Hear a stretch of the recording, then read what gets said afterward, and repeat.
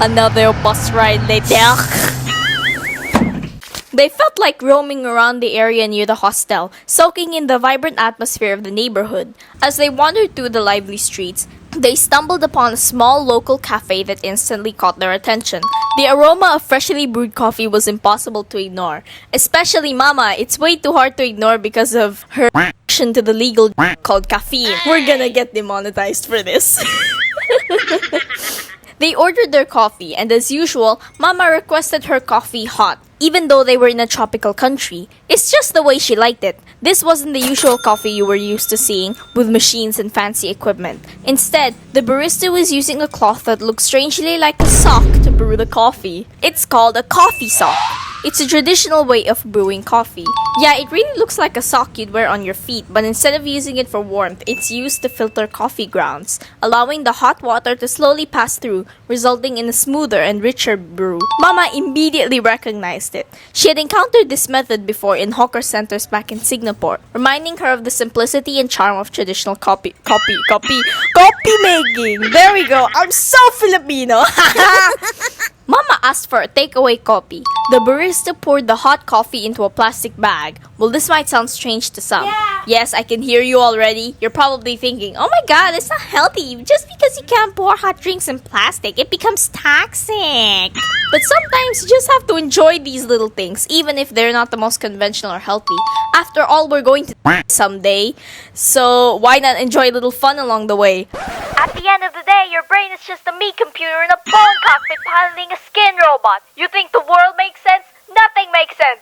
So you might as well make nonsense. Think about it. There it was. Just walking down the street. With her coffee in hand, they spotted this cute little eatery. They walked in the eatery that only sells one thing, and that's Kao Ka Moo. Not this moo moo, and definitely not this cow. Kao Ka Moo in Thai is braised pork knuckle. They ordered right then and there, and the auntie immediately got to work assembling their meal. She grabbed the steamed jasmine rice and scooped a generous portion into the plate, forming a perfect little mound to serve as the base. The rice was light and fluffy, ready to soak up all the delicious flavors from the pork and gravy. With the rice laid out, she cut the tender pork meat and topped it with the iconic jiggly pork skin, which added that irresistible texture. She chopped everything carefully before arranging the chunks of meat and the golden brown skin on top of the rice. The skin was facing up, showcasing its rich, appetizing color.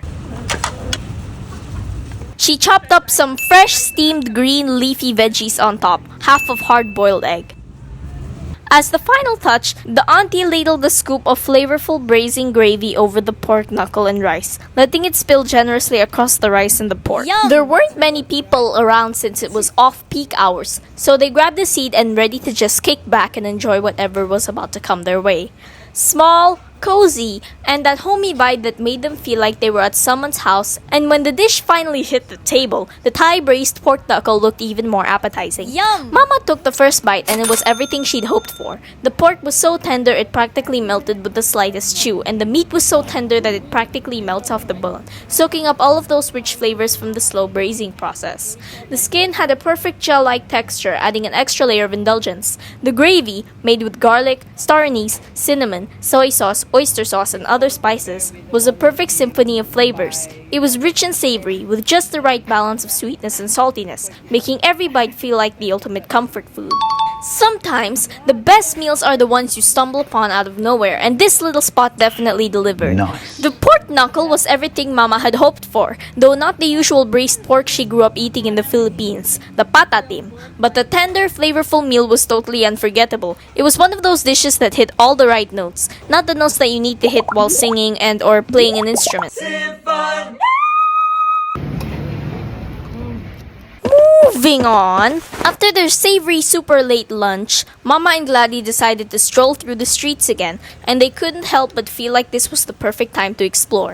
They were already full from the delicious pork knuckle, but that didn't stop them from appreciating the sights and smells of the neighborhood. As they walked along, they noticed all kinds of food sellers popping up, each with their own little corner or cart offering something tempting. From skewers sizzling on the grill to the sweet pudding rice-based dessert, there was no shortage of snacks and treats to catch their attention. Mama and Gladdy couldn't help but be curious about what other local delicacies they might find as they wandered through the bustling streets. It felt like they were discovering a whole new side of the neighborhood. This vendor sells grilled tilapia for only 100 baht a piece. The tilapia was covered in a generous amount of coarse salt before being placed on the grill over hot charcoal. The salt formed a crust around the fish, locking in all the natural juices and developed an irresistible smoky aroma, enhancing its flavor while it cooked. The sight of this iconic pad thai, the vendor working his magic on the hot wok, was just as enticing.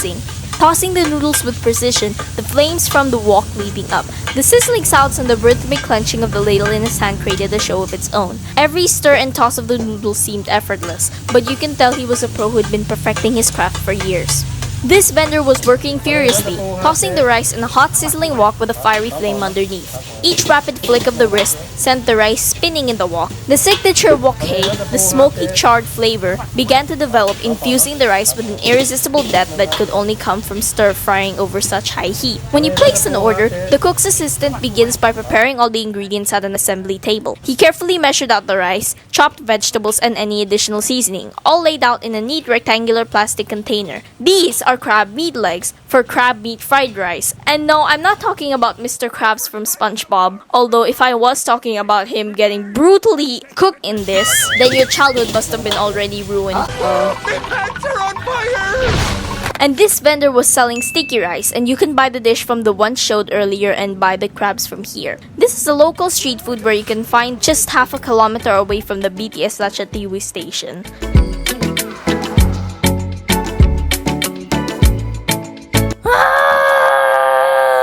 After a long day of walking through the vibrant streets of Bangkok, the endless attractions keep you constantly on your toes, and it's time for them to take a break and indulge in a soothing experience. The city, famous for its rich culture and mouth-watering street food, had so much to offer. But when the hunger for adventure had been satisfied, Mama's feet and body were begging for some relief.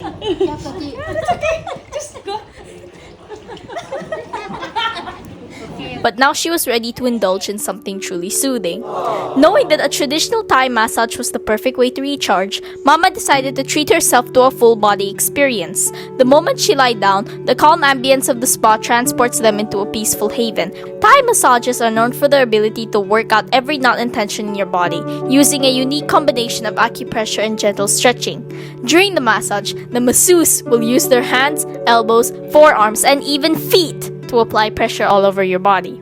It's definitely not a light, soft touch massage, so you'll feel some deep pressure in certain areas, especially on those tight spots. They'll also stretch out in different positions, which can feel a bit like yoga but without you having to do any of the work. The combination of pressure and stretching is what makes Thai massage so distinctive.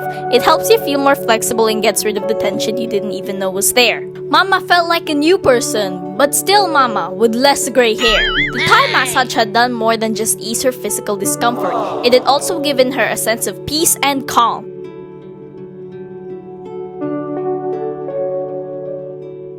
After the massage, they were served a warm small cup of tea, but it wasn't quite what they expected. It was more like a hot, sweet, sugary drink. Gladdy took a sip and immediately smiled, noticing the rich sweetness. Gladdy turned to Mama and Mama explained, "This tea is actually just gula tea," referring to the local palm sugar that's popular in Indonesia, which gave it that unmistakable sweet flavor. Alright. I was still like, I think it's too sweet, but alright. Gladdy laughed because Gladdy didn't expect that Mama knew about gula, the perfect way to end the relaxing experience and definitely a boost from the sugar rush. Just before they headed back to their accommodation, Mama and Gladdy spotted a noodle cart being set up by the side of the road. It was late in the evening and the streets of Bangkok were still buzzing with activity, but what caught their attention was the crowd around the cart. The noodle cart was drawing in a lot of locals who were enjoying the meal right there on the street. The sight of many people eagerly slurping up bowls of noodles made them curious, and they couldn't help but stop to observe for a while. As they stood there watching, their curiosity kept growing. The way the vendors worked quickly, serving up steaming bowls of noodles added to their intrigue. The smell of freshly cooked broth and spices were irresistible. They decided to order a bowl each, excited to see what the fuss was all about. With some pointing and hand gestures, Mama and Gladdy finally managed to communicate their orders. It was an easy one, and after a bit of back and forth, they were set. The process began at the assembly station, where the woman working the cart efficiently got to work. First, she placed the type of noodles they had chosen and a mix of fresh vegetables using a slotted ladle. She dipped the noodles and veggies into the boiling water, letting them cook for several seconds until they were perfectly tender and vibrant. Once cooked, she transferred everything into the bowl. Next, another person at the cart added the protein, slices of tender meat, pork or beef, depending on what was ordered, and a dash of seasoning to bring everything together. The final touch was a generous pour of steaming hot broth, filling the bowl to perfection, and just like that, their bowls of noodles were ready to be enjoyed. As they sat down with their bowls of noodles, the broth was rich and comforting with porky flavors, and the noodles were just the right texture, with the fresh veggies adding a nice crunch. Despite the busy street around them, it felt like the perfect spot to unwind after a long day of exploring. It wasn't fancy, but there was something special about enjoying such great food in the heart of the city, right beside the busy road. Sometimes the best experiences come from the unexpected, and this late night noodle adventure was the perfect way to wrap up their evening. So if you're liking this video, please follow or subscribe, hit the bell icon, share, like this video, and comment down below. See you in the next videos, my dear repeaters. Bye bye to all of my repeaters. That is all from COOKreapEAT.